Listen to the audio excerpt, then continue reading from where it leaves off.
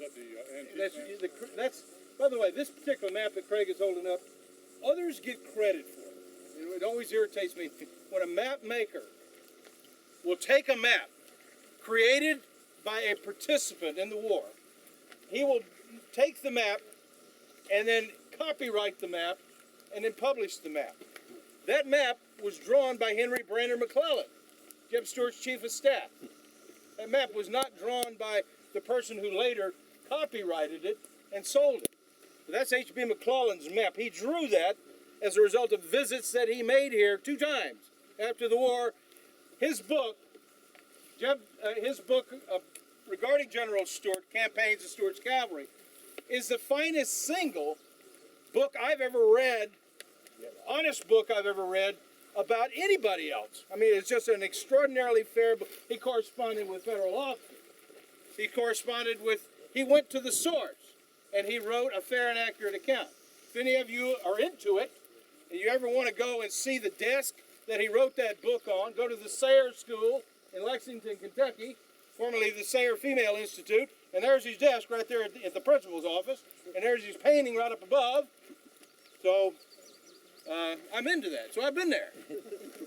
Anyway, that's Henry Brander McClellan's map. Now, there's another distinction we heard about this being the largest cavalry battle of the war, but this distinction about Brandy Station being the opening phase of the Gettysburg campaign is absolutely accurate. This is when the Gettysburg campaign begins, folks, and I give you exactly where it begins. Right there is Beverly Ford. You see the deer stand. Yes. Go around that corner. You see the corner there? Right there where it goes around on the left, where it heads downriver? That's the ford. You can go down there today, and if we had time, I'd take you down there today.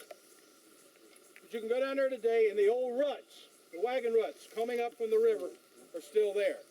This right here, this ford, is second only to Kelly's Ford in the amount of troops, cannons throughout the war.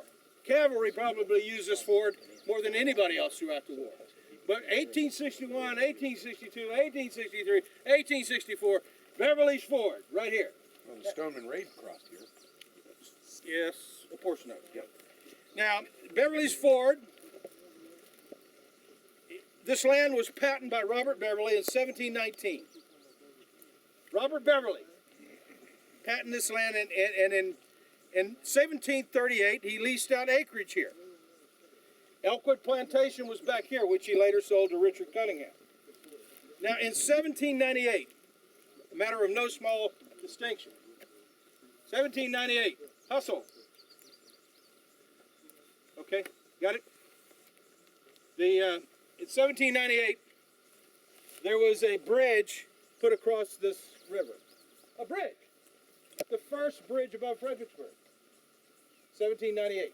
Come across. It was a toll bridge, of course. Everybody's looking to make a profit. Toll bridge, Robert Beverly. And then he built a mill down here called Beverly's Mill, later called Cunningham Mill. When Richard Hoop Cunningham bought this property, he named the ford after himself, Cunningham Ford. Nobody cared. It was still Beverly's Ford. It's Beverly's Ford today. The ford is misspelled on maps. B-E-V-E-R-L-Y.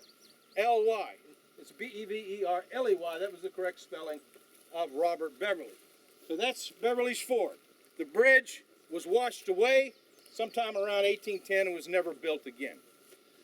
But the ford, on the other side, you can see the road coming down to the ford, across the canal that was built there in 1840. The Rappahannock and Hazel River Canal never made a cent, and it was abandoned after the war. What killed the canal? The railroad. Came through in 1854. Killed the canal.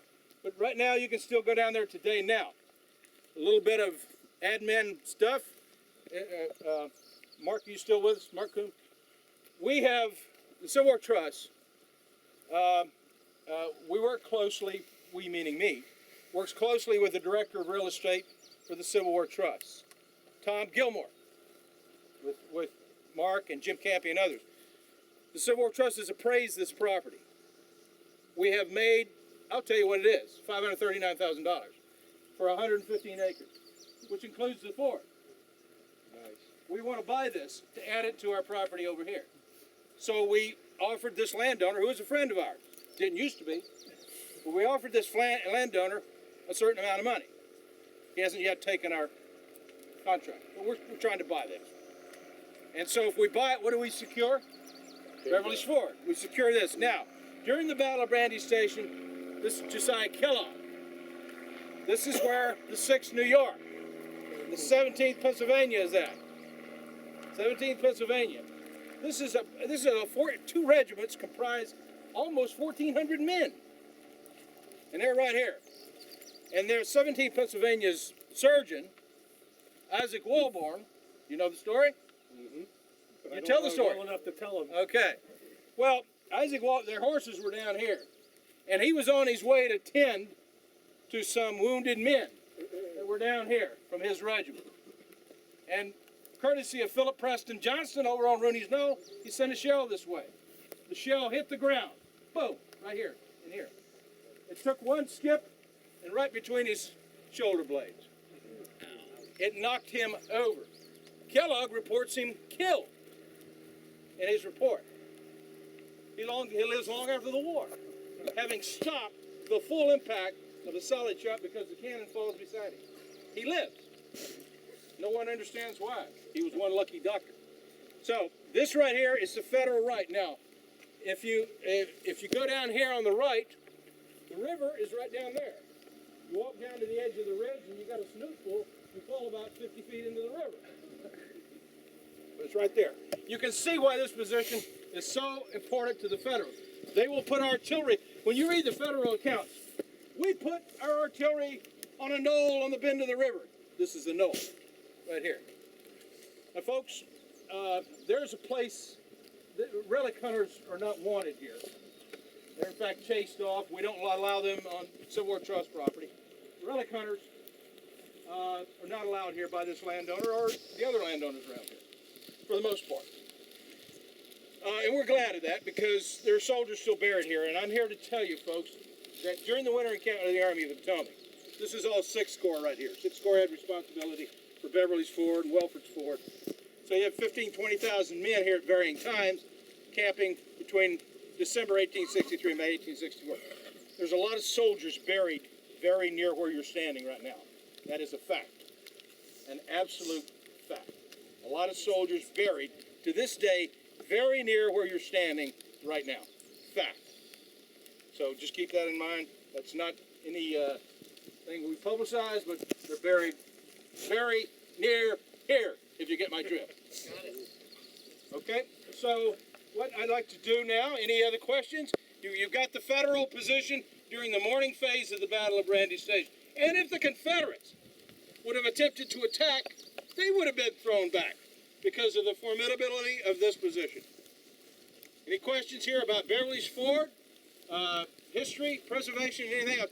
We will not rest until we own this property. But it is in conservation easement. It is in conservation easement, and this lady here had a lot to do with it. And who wrote up the statement of justification for you? Did you raise your hand? I wrote it up. So, thank you, Sandra Stevenson. Thank you, Sandra. Okay, so what we're going to do now is move back. Question. Okay, yes. Do the farmers still, find things when they plow these lands here? Or? That's a good question, and yes, they do. And I was telling somebody the other day, many years ago, I was here when this ground was first disked, probably 25 years ago. It had just rained, and the field was just disked, and you could see the white bullets on the ground, all on top of the ground, right through here. Could you point out the cardinal points where we're standing right now? Where's north? North is that direction right there. Okay, right up there. And this is downriver towards Fredericksburg. Another quick question. Yes, you mentioned the burials. Weren't these burials picked up and moved to the Fredericksburg National Cemetery? See there? No. Okay. And the ones that were picked up and buried after the war were buried in Culpeper. The Federals were buried in Culpeper. Those that were. Those that were disinterred after the war. Okay. Any other questions? Now, yes, sir. From all this, would you say that most of the Civil War soldiers, north and south, are still lying in the fields where they were buried. I would not say most, Not most. Healthy percentage. but on this battlefield, yeah. Jeff Stewart's report, what does he say in his report? We buried them where they fell, friend and foe alike. There you have it. And so the Confederates, after this battle, buried the Federals.